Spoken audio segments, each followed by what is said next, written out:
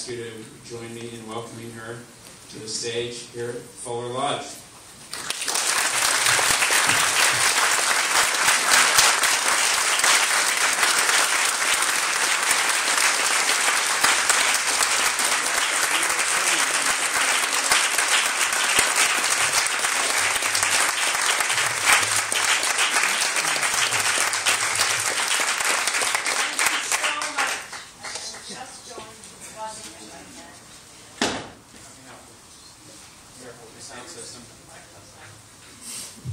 It's so wonderful to be here. I cannot believe that I am here in Los Alamos, and I thank you all for coming out. What a privilege it has been today, being here with Charlie and Karen's and the whole Los Alamos County hospitality to be able to be here at Fuller's Lodge to broadcast this morning, and then the tremendous hospitality of Heather McClenahan taking us on a tour. I want to thank Helen, who graciously invited us into her and J. Robert Oppenheimer's house, who is in the back. We are on an amazing odyssey, and I thought I would begin by sharing a joke with you. Because, well, this was a military base, and I thought a little joke about hierarchy is in order, even today at Los Alamos Labs. It's a story my brother sent me. Commander Horatio Hornblower was on the deck of his ship and saw a light ahead. This is a true story. This is the exchange that followed. Boat number 1 to approaching light. We are on a collision course. Turn your boat 10 degrees north. Light signals back. Yes, you are on a collision course. Please turn your boat 10 degrees south. Boat 1 signals again. I am an admiral. I am commanding you to turn your boat 10 degrees north. Light flashes back immediately. I am a seaman second class, and I am telling you to turn your boat 10 degrees south. The admiral is furious. He flashes back. I repeat, I am a Navy admiral, and you are hereby ordered to turn your boat 10 degrees north. I am in a battleship. Light returns a signal, and I am commanding you to turn your boat 10 degrees south. I am in a lighthouse.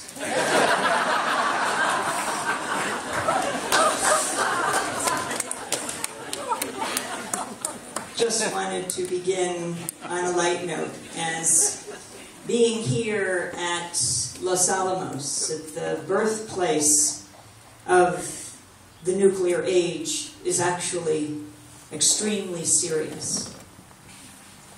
I want to thank Dennis Moynihan, without whom this trip wouldn't have been possible. This book, The Silenced Majority, wouldn't have been possible.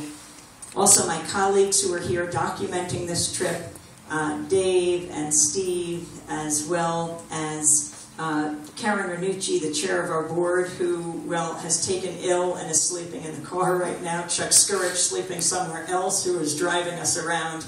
And also thanks to all the people who go on journeys like this to bring out the voices of the grassroots. It is so important to know that you support independent media, and that PAC 8 is here, right here in Los Alamos, is so important. My brother David and I wrote our first book called The Exception to the Rulers. And that should be the title of the slogan of all the media, the motto of all the media, the exception to the rulers. That's our job as journalists. Our second book was called Static. And the reason we called it that is, in this high-tech digital age with high-definition television and digital radio, still all we ever get is static. That veil of distortion and lies and misrepresentations and half-truths that obscure reality. When what we need the media to give us is the dictionary definition of static: criticism, opposition, unwanted interference. We need a media that covers power, not covers for power. We need a media that is the fourth estate, not for the state. And we need a media that covers the movements that create static and make history. I come from Pacifica Radio.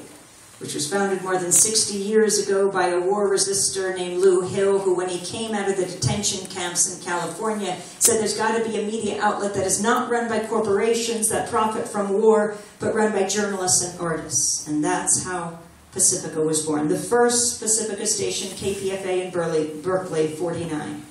The second, KPFK in Los Angeles, 1959. Then WBAI, my station in New York, 1960.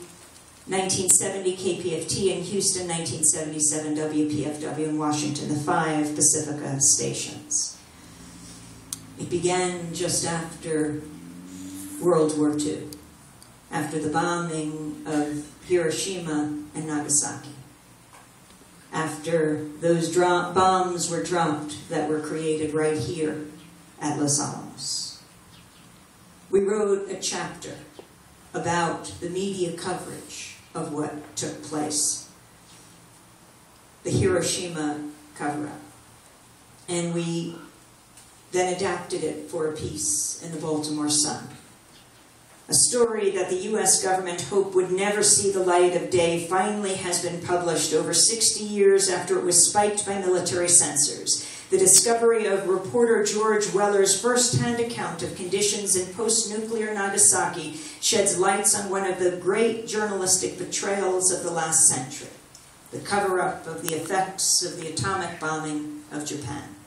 On August 6, 1945, the U.S. dropped an atomic bomb on Hiroshima. 3 days later, Nagasaki was hit. General Douglas MacArthur promptly declared southern Japan off-limits, barring the news media. More than 200,000 people died in the atomic bombings of the cities, but no Western journalist witnessed the aftermath and told the story. Instead, the world's media obediently crowded onto the battleship USS Missouri off the coast of Japan to cover the Japanese surrender. A month after the bombings, 2 reporters defied General MacArthur and struck out on their own. Mr. Weller of the Chicago Daily News took rowboats and trains to reach devastated Nagasaki. Independent journalist Wilfred Burchett rowed a train for 30 hours and walked into the charred remains of Hiroshima. Both men encountered nightmare worlds. When Pulitzer Prize-winning reporter George Weller's 25,000-word story on the horror that he encountered in Nagasaki was submitted to military censors, General MacArthur ordered the story killed, and the manuscript was never returned. As Mr. Weller later summarized his experience with General MacArthur's censors, they won. Recently, George Weller's son, Anthony, discovered a carbon copy of the suppressed dispatches among his father's papers. George Weller died in 2002. Unable to find an interested American publisher, Anthony Weller sold the account to Mainichi Shimbun, a big Japanese newspaper. On the 60th anniversary of the atomic bombings, Mr. Weller's account can finally be read. This is some of what he had to say. In sway-backed or flattened skeletons of the Mitsubishi arms plants is revealed what the atomic bomb can do to steel and stone. But what the riven atom can do against human flesh and bone lies hidden in 2 hospitals of downtown Nagasaki, wrote Mr. Weller. A month after the bombs fell, he observed the atomic bomb's peculiar disease, uncured because it's untreated and untreated because it's not diagnosed, is still snatching away lives here. After killing Mr. Weller's reports, U.S. authorities tried to counter what he had to say. And they tried to counter what Wilfred Burchett had to say. Wilfred Burchett, an Australian independent journalist who traveled 30 hours on a train to Hiroshima. He would not respect the U.S. lockdown on all of southern Japan. When he made it to this moonscape, he sat down with his Hermes typewriter in the rubble and he tapped out the words, "I write this as a warning to the world."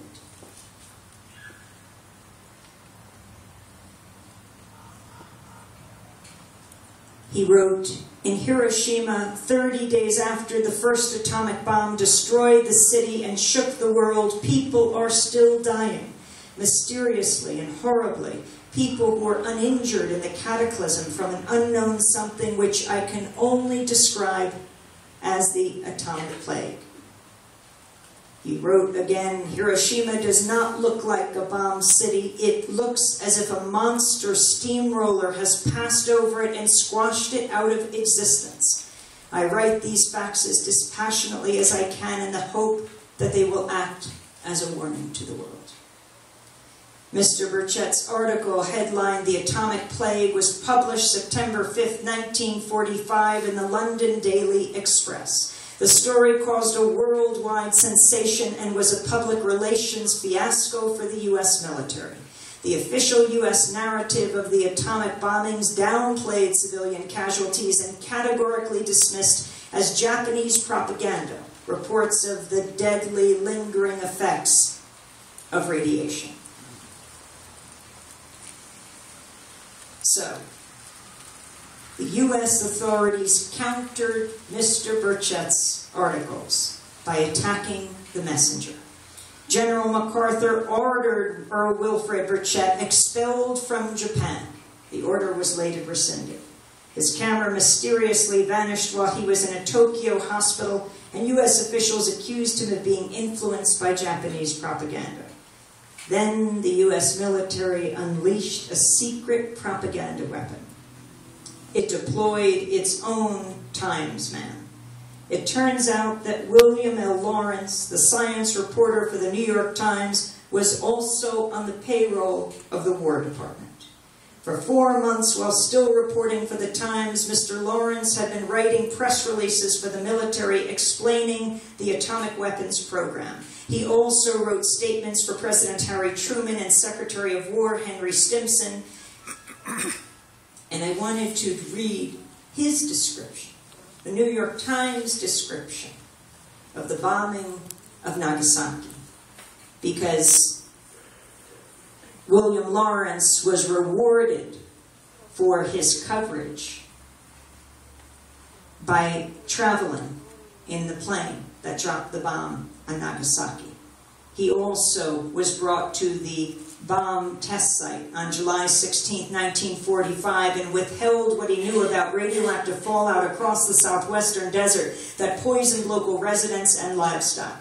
He kept mum about the spiking Geiger counters all around the test site. William Lawrence went on to write a series of 10 articles for the Times that served as a glowing tribute to the ingenuity and technical achievements of the nuclear program. Throughout these and other reports, he downplayed and denied the human impact of the bombings. I wanted to read you just a few words of William Lawrence. It turns out he was not only receiving a salary from the Times, but also on the payroll of the War Department. In March of 1945, General Leslie Groves, and we just visited his house here, General Leslie Groves had held a secret meeting at the New York Times with Lawrence to offer him a job writing the press releases for the Manhattan Project, the U.S. program to develop atomic weapons. The intent, according to the Times, was to explain the intricacies of the atomic bomb's operating principles in layman's language. Yes, Lawrence also helped write statements of the bomb for President Truman and Secretary of War Stimson. Lawrence eagerly accepted the offer. His scientific curiosity and patriotic zeal perhaps blinding him to the notion that he was at the same time compromising his journalistic independence. This is what he wrote. Mine has been the honor unique in the history of journalism of preparing the War Department's official press release for worldwide distribution. He wrote that in Dawn Over Zero, his autobiography. No greater honor could have come to any newspaperman or anyone else for that matter. Atomic Bill Lawrence revered atomic weapons. He'd been crusading for an atomic nuclear program in articles as far back as 1929. His dual status as government agent and reporter earned him an unprecedented level of access to U.S. military officials. He even flew in the Scott squadron of planes that dropped the atomic bomb on Nagasaki. His reports on the atomic bomb and its use had a hagiographic tone, laced with descriptions that conveyed almost religious awe. In Lawrence's article about the bombing of Nagasaki, withheld by the military censors until a month after the bombing, he described the detonation over Nagasaki that incinerated 100,000 people. Lawrence waxed awestruck. We watched it shoot upward like a meteor coming from the earth instead of from outer space, becoming ever more alive as it climbed skyward through the white clouds. It was a living thing, a new species of being born right before our incredulous eyes. Lawrence later recounted his impressions of the atomic bomb. Being close to it and watching it as it was being fashioned into a living thing so exquisitely shaped that any sculptor would be proud to have created it, one felt oneself in the presence of the supernatural. Lawrence was good at keeping his master's secrets, from suppressing the reports of deadly radioactivity in New Mexico to denying them in Japan. The Times was also good at keeping secrets, only revealing Lawrence's dual status as government spokesperson and reporter on August 7th, the day after the Hiroshima bombing and 4 months after Lawrence began working for the Pentagon. As Robert J. Lifton and Greg Mitchell wrote in their excellent book, Hiroshima in America, 50 Years of Denial, here was the nation's leading science reporter, reporting, acting as a stenographer to power. For William Lawrence's 10-part series, extolling the bombing of Hiroshima and Nagasaki, he won the Pulitzer Prize. A few years ago, before speaking at Columbia Journalism School, I stopped off at the Pulitzer Committee, which is housed at Columbia University. My brother and I called for the stripping of the Times and Will Lawrence posthumously of that prize. We need unembedded reporting. We need honest, authentic, on-the-ground reporting that shows us what war looks like, what it feels like, who it hurts, who dies. We need to see the images. I see the media as a huge kitchen table that stretches across the globe, that we all sit around and debate and discuss the most important issues of the day. War and peace, life and death, and anything less than that is a disservice to the servicemen and women of this country, because they can't have these debates on military bases. They rely on us in civilian society to have the discussions that lead to the decisions about whether they live or die, whether they are sent to kill or be killed. Anything less than that is a disservice to a democratic society.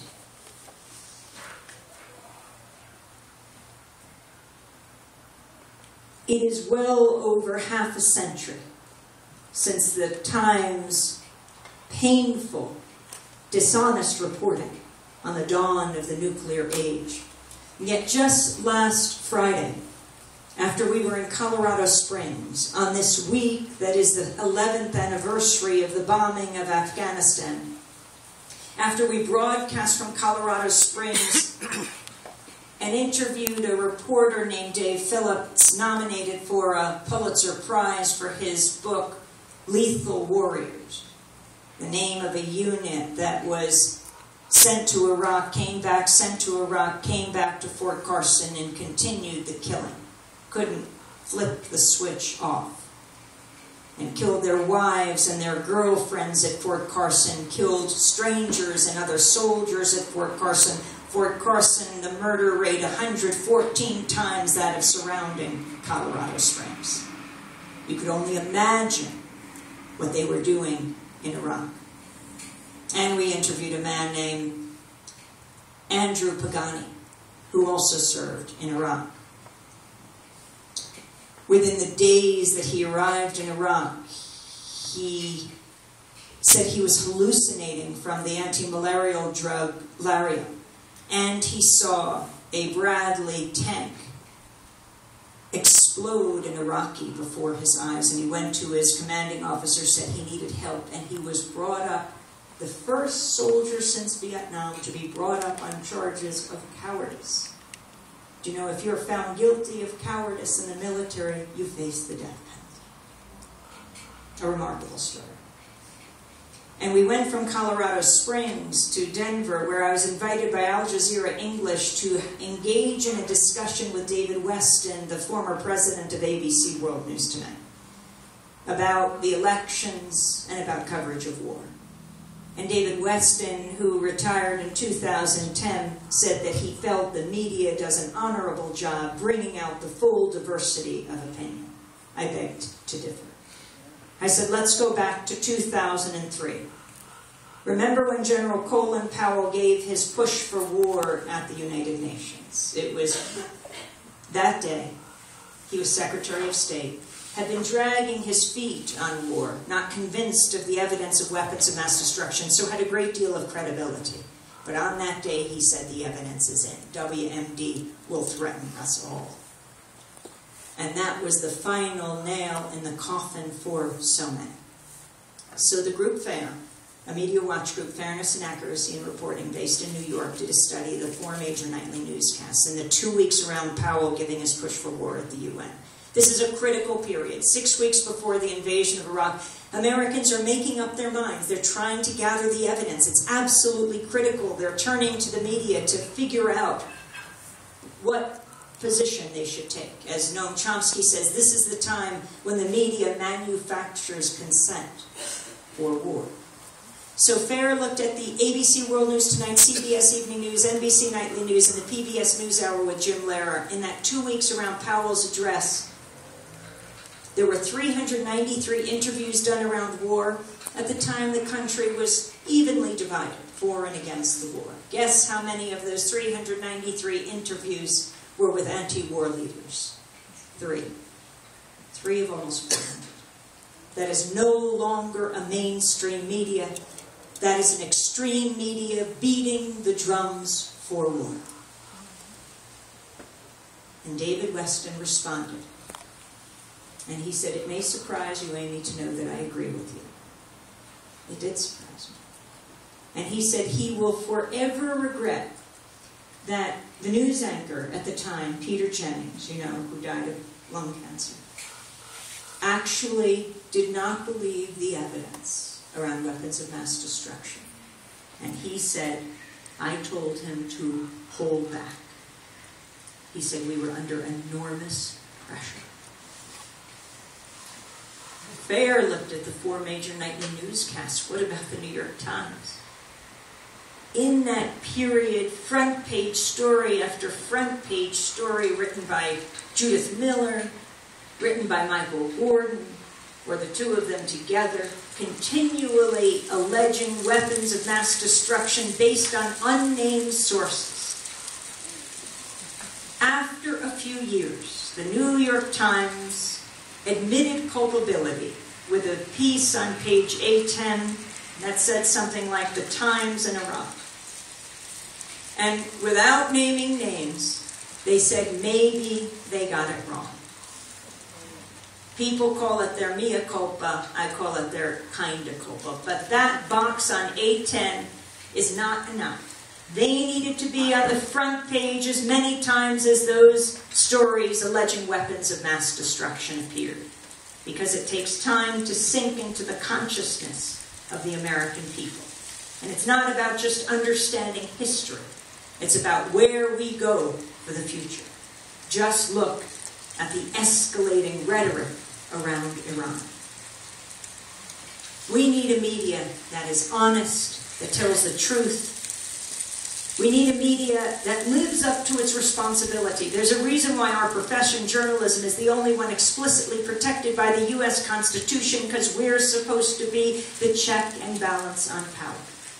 And so I'm also deeply concerned about the crackdown on dissent in this country and the crackdown on journalists, the number of journalists who've been arrested in just the last year alone as they cover issues like Occupy. This is a very serious problem, not to mention the hundreds of unlawful arrests that police are making.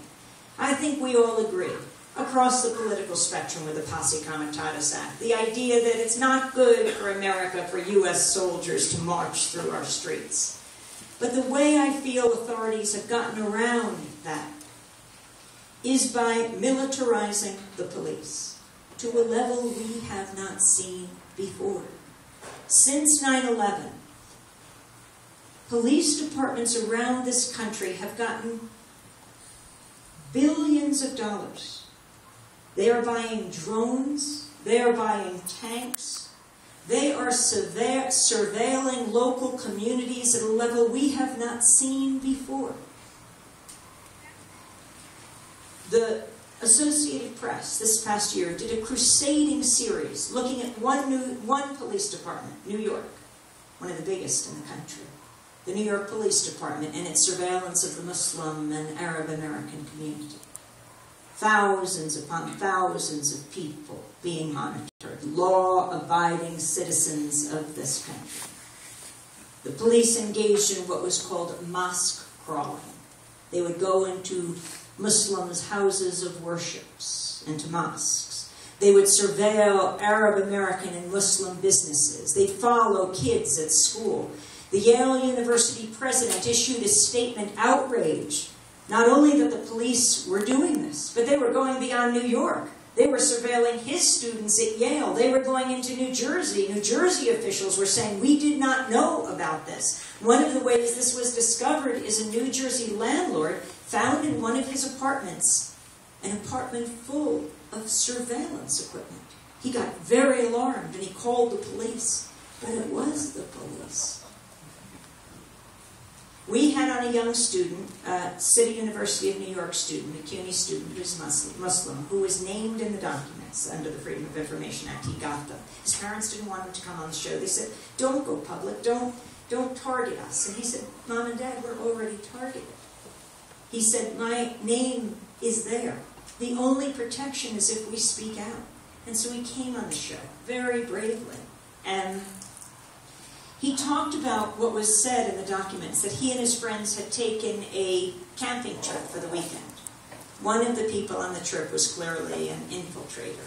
You know, it's a good thing when kids are not cliques. They open up to other people. You know, they might know 4 of their friends, and then the other person they met a few weeks ago seemed really nice, and why not bring him along? He's the one who actually drove them, and they were pretty sure he was the one who was the infiltrator. And every moment of that trip was documented. And in the documents it said these students were so extreme that they prayed 4 times a day.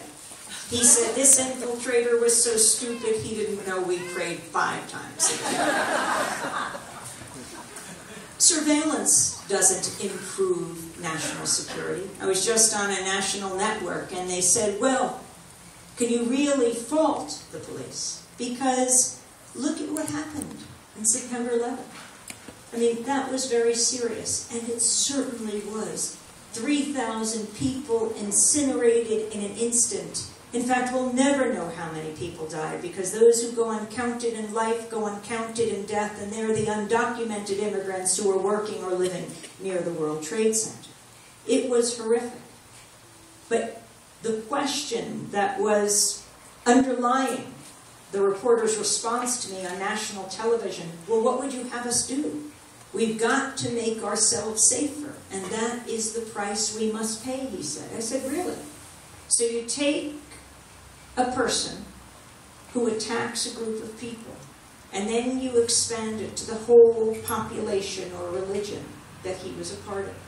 I said, when Timothy McVeigh bombed the Oklahoma City building, did the police then go and surveil every white Christian community in this country? Hardly. What a silly thought. This was a sick individual who had done this terrible thing. Why, in some cases, do we then villainize an entire population? It won't make us safe. I mean, if you just want to think about it pragmatically and not morally, as we should, when a community feels under siege, they close in on themselves. And when they're in trouble, or they see something not right, they are hardly going to go to the authorities that are abusing them, that are surveilling them. that are making them afraid. This is not good for America. And so back to 2008, the Republican convention. I just want to share a quick experience, because it was not just our experience, but it's the experience